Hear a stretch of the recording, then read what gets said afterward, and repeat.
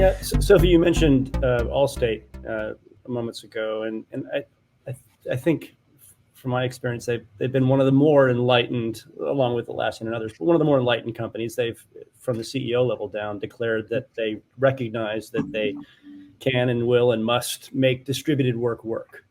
Right. And I think one of the underlying, from our conversations with them, one of the underlying realities that they understood about their existing organization was the extent to which it's already distributed. 83% of their teams have distributed team members.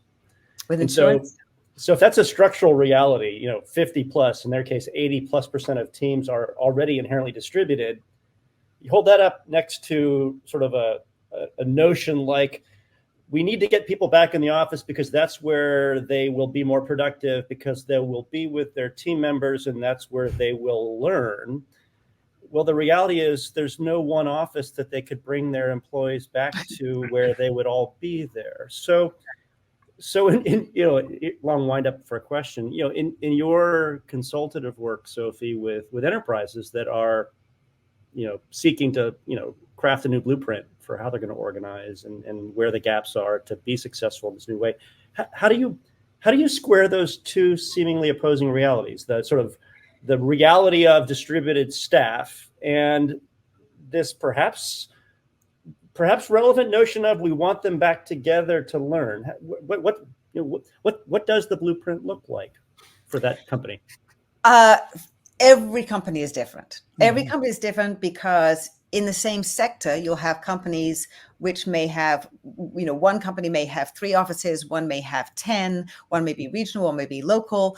And within that, you have different operations, different technologies that have been implemented. You have different teams, you have different managers who within that team have people who have very different family needs, caregiving needs, and all of that changes what every single team and company wants to do.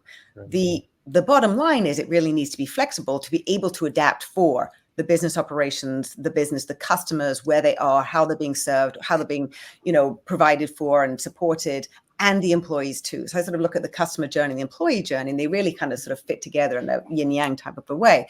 But it really needs to be able to adapt and understand the needs of the whole sort of ecosystem, including suppliers and the value chain and how you're going to be working together.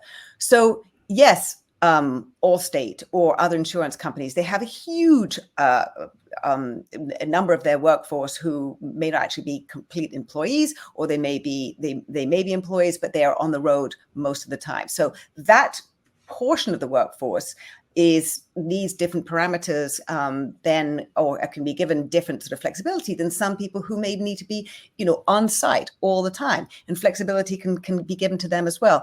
So the point is really looking at who is doing what work, what work is remote enabled, can be remote enabled, what flexibility for people who have fixed on site, hospital staff, all those type of things. They can also be given different types of flexibility.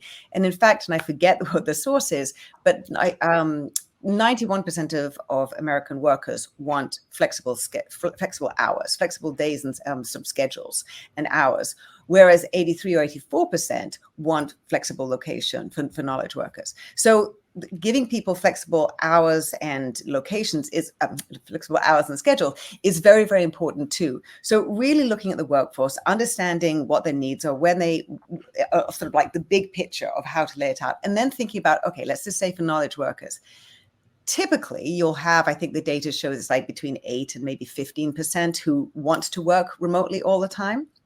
And then you have like the biggest portion who want to sort of be in the office some portion of the time and be working from home or a third place the rest of the time.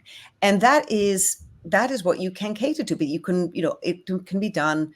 The easiest way to be doing this is with team level agreements, to be understanding and having manager working together with their team to establish where they should be working, when they need to be together. And there might be overlapping because you may be working with 3 different teams or 2 different teams working on different projects, because now projects are so common.